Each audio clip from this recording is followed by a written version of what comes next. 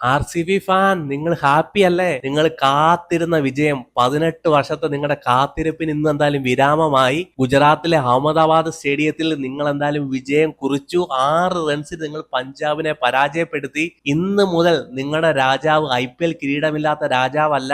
ICC trophy 4 എണ്ണം, IPL trophy 1 എണ്ണം നിങ്ങളുടെ പോക്കറ്റിലോട്ട് വന്നു.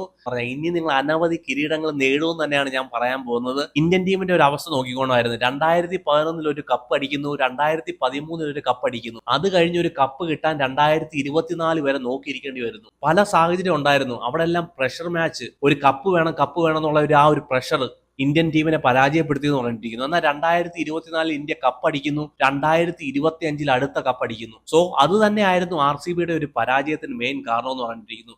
ഒരു കപ്പ് 2009 കൈവിട്ടു പോയ കപ്പ്, 2011 കൈവിട്ടു പോയ കപ്പ്, 2016 കൈവിട്ടു പോയ കപ്പ്, 2025 വരുന്നു നിങ്ങളുടെ കയ്യിലേക്ക്. ഇനി അനവധി കപ്പ്, 1-2 കപ്പ് ഇനിയും നിങ്ങൾ നേടുമെന്ന് തന്നെയാണ് ഞാൻ വിശ്വസിക്കുന്നത്, ഞാൻ പ്രതീക്ഷിക്കുന്നത്. Super performance RCB. ഇന്ത്യയിലും ലോകത്തെമ്പാടുമുള്ള RCB ഫാൻ എല്ലാവിധ ആശംസകളും. നിങ്ങളുടെ കാത്തിരിപ്പിന് എന്തായാലും ഇന്ന് വിരാമം വിട്ടു അഹമ്മദാബാദിലെ ഗുജറാത്തിന്റെ സ്റ്റേഡിയത്തിൽ. സൂപ്പർ പെർഫോമൻസ് RCB, ഒരു രക്ഷയില്ല. മനോഹരമായ പെർഫോമൻസ് എന്ന് പറഞ്ഞിരിക്കുന്നു. നോക്കുവാണെങ്കിൽ പഞ്ചാബ് സൂപ്പർ ക്രിക്കറ്റ് കളിച്ചു, തോക്കുന്ന വെറും 6 റൺസിനാണ്. പറഞ്ഞു വരുവാണെങ്കിൽ പവനായി ശവമായി എന്ന് പറഞ്ഞിരിക്കുന്നു. അമ്പും വില്ലും, മലപ്പുറം കത്തി, മിഷൻ ഗണ്ണ്, മറ്റേത് മറിച്ചത്, അവസാനം പവനായി ശവമായി എന്ന് പറഞ്ഞിരിക്കുന്നു. എന്നാ മനോഹരമായിട്ടാണ് പഞ്ചാബ് ബോൾ ചെയ്തതെന്ന് അറിയാമോ?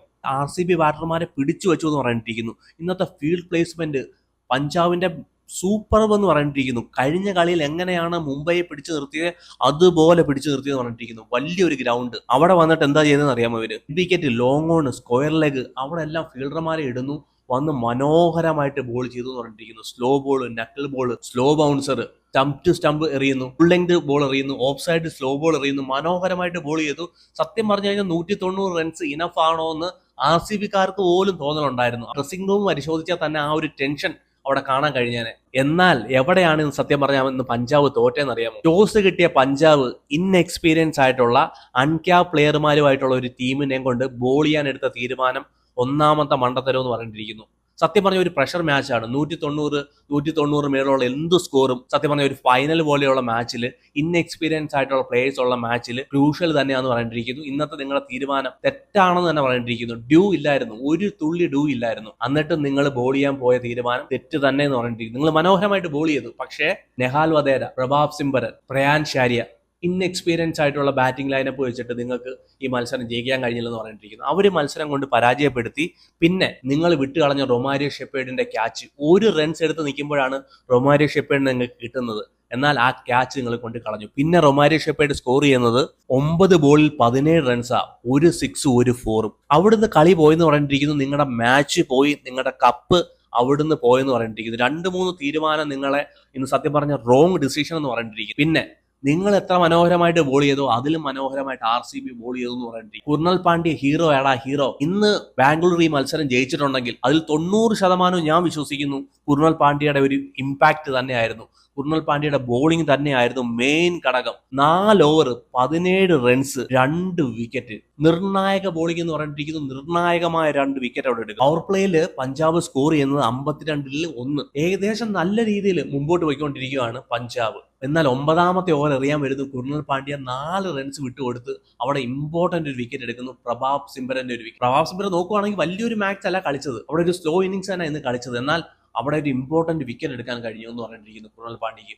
ഇമ്പോർട്ടന്റ് വിക്കറ്റ് വന്നു, സ്ലോ ബോൾ ഇട്ട് കൊടുക്കുന്നു, ആണ്ട ക്യാച്ച്, സ്റ്റെപ്പ് ഡൗൺ ചെയ്ത് അടിക്കാൻ വരുന്നു, മിസ് ആവുന്നു ക്യാച്ച്. അടുത്ത ഓവർ റൊമാരിയോ ഷെപ്പേർഡ്, വെസ്റ്റ് ഇൻഡീസിന്റെ കറുത്ത മുത്ത് നേടിയ വിജയം എന്ന് പറഞ്ഞിരിക്കുന്നു. 10ാമത്തെ ഓവറിൽ 1 റൺസ് എടുത്ത് നിൽക്കവേ ശ്രേയസേന്റെ വിക്കറ്റ് നിർണായകമായി എന്ന് പറഞ്ഞിരിക്കുന്നു. മാച്ചിനെ പിടിച്ചു കൊടുത്തു എന്ന് പറഞ്ഞിരിക്കുന്നു റൊമാരിയോ ഷെപ്പേർഡും കുർണൽ പാണ്ഡ്യയും. അവിടെ വന്നിട്ട് വിക്കറ്റ് എടുക്കുന്നു ശ്രേയസേന്റെ. മുല്ലമ്പൂരിൽ എന്താണോ കാഴ്ചവെച്ചത് അതേ പെർഫോമൻസ് കാഴ്ചവെക്കുന്നു. ശ്രേയസേന്റെ വിക്കറ്റ് എടുക്കുന്നു, അതുപോലെ തന്നെ ഇവിടെ വന്നിട്ട് ശ്രേയസേന്റെ വിക്കറ്റ് എടുക്കുന്നു. അത് മാച്ചിന്റെ ടേണിംഗ് പോയിന്റ് തന്നെയാണെന്ന് പറഞ്ഞിരിക്കുന്നു. അപ്പോൾ സ്കോർ പഞ്ചാബിന്റെ 81-ൽ 3. പിന്നെ അടുത്ത ഓവർ എറിയാൻ വരുന്ന കുർണൽ പാണ്ഡ്യ 13ാമത്തെ ഓവറിലാണ്. ആ ഓവറിൽ വിട്ടുകൊടുക്കുന്ന 3 റൺസ് ജോഷ് ഇംഗ്ലീഷ് എന്ന് പറഞ്ഞ അപകടകാരിയുടെ വിക്കറ്റ് എടുക്കുന്നു പറഞ്ഞിരിക്കുന്നു.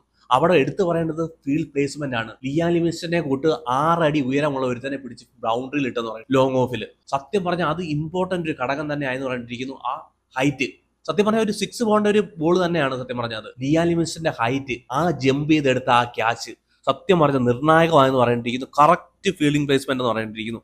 ഒരു രക്ഷയില്ല. മാച്ചിനെ കുർണൽ പാണ്ഡ്യയും റൊമാരിയോ ഷെപ്പേർഡും കൂടെ ചേർന്ന് തിരിച്ചു RCBയുടെ കൈ കൊണ്ട് കൊടുത്തു എന്ന് പറഞ്ഞിരിക്കുന്നു. പിന്നെ ഭുവനേശ്വർ കുമാറിന്റെ ഓവർ, 17ാമത്തെ ഓവർ ഭുവനേശ്വർ കുമാർ എറിയാൻ വരുന്നു, 2 വിക്കറ്റ് എടുക്കുന്നത്. സ്റ്റോണിസിന്റെ വിക്കറ്റ് എടുക്കുന്നു, നെഹാൽ വധേരയുടെ വിക്കറ്റ് എടുക്കുന്നു. ഇന്ന് മാച്ചിനെ തിരിച്ചു.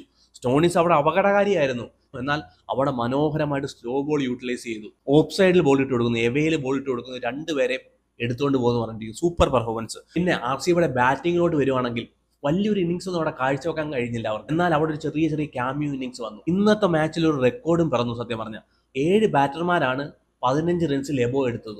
7 പേര് 15 റൺസിൽ എബോ എടുക്കുന്നു. അത് സത്യം പറഞ്ഞ ഒരു ഫൈനൽ മാച്ചിൽ റെക്കോർഡ് തന്നെയാന്ന് പറഞ്ഞിരിക്കുന്നു. ആ ചെറിയ ചെറിയ ഇന്നിങ്സ് ഉണ്ടല്ലോ, ഇവരെ മാച്ചിലോട്ട് കൊണ്ടുപോയി തന്നെ പറഞ്ഞിരിക്കുന്നു. അതിൽ നിർണായകമായത് ലിയാൻ ലിവിങ്സ്റ്റനും ജിതീഷ് ശർമ്മയും കൂടെ ചേർന്നുള്ള ഒരു പാർട്ണർഷിപ്പാണ്. 12 ബോളിൽ 36 റൺസ് എടുക്കുന്നു.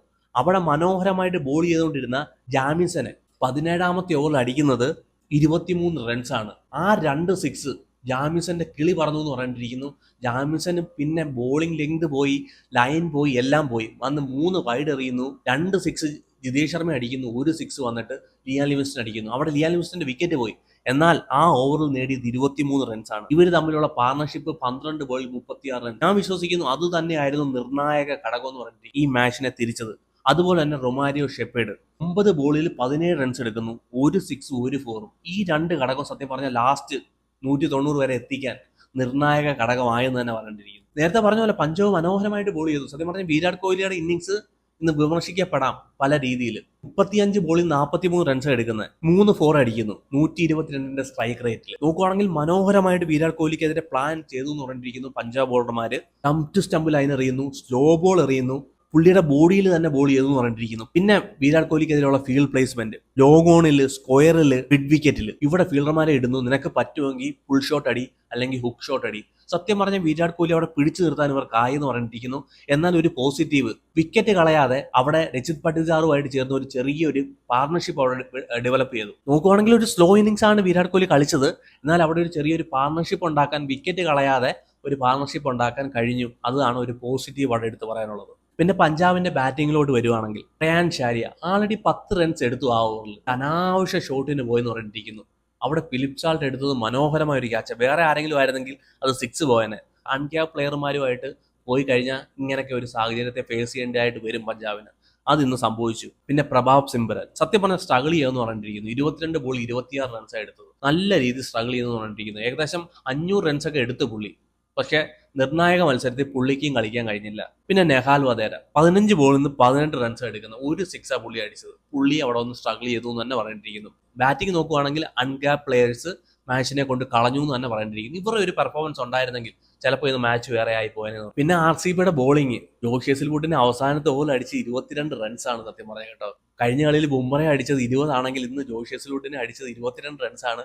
എന്നാൽ ബാക്കി ഓവറൊക്കെ നോക്കുവാണെങ്കിൽ അവിടെ എല്ലാവരും മനോഹരമായിട്ട് വന്ന് ബോൾ ചെയ്തു. പിന്നെ RCB അങ്ങനെ ചാമ്പ്യന്മാരായി, ചാമ്പ്യന്മാരുടെ പ്രകടനം കാഴ്ചവെച്ചു. പഞ്ചാബിന് വിഷമിക്കാനൊന്നുമില്ല, നല്ലൊരു പെർഫോമൻസ് കാഴ്ചവെച്ചു. നിങ്ങളൊരു പുതിയൊരു ടീമാണ്, അത്ര എക്സ്പീരിയൻസ് ഇല്ല. ഇനി എന്താ ഈ ഒരു പെർഫോമൻസ് ഒക്കെ നിങ്ങൾക്ക് അടുത്ത വർഷമോ ഇനി വരുന്ന വർഷങ്ങളിലോ നിങ്ങൾക്ക് കപ്പെടുക്കാൻ എന്തായാലും കഴിയും. 30 വയസ്സിന് താഴെയുള്ള പ്ലേയേഴ്സാണ് നിങ്ങളുടെ ടീമിലുള്ളത്. സോ നിങ്ങൾക്ക് കപ്പെടുക്കാനൊക്കെ കഴിയും. അങ്ങനെ എന്തായാലും RCBയുടെ ആ കാത്തിരിപ്പിന് വിരാമമായി. കപ്പില്ലാത്ത ടീം എന്നുള്ള പേര് ദോഷം ഇനി വേണ്ട. നിങ്ങൾക്ക് ഇനി കപ്പായി കഴിഞ്ഞു. നിങ്ങൾ സന്തോഷിപ്പിൻ, അർമാദിപ്പിൻ, ആഹ്ലാദ. എല്ലാവിധ ആശംസകളും RCB ടീമിനും RCB ഫാനും.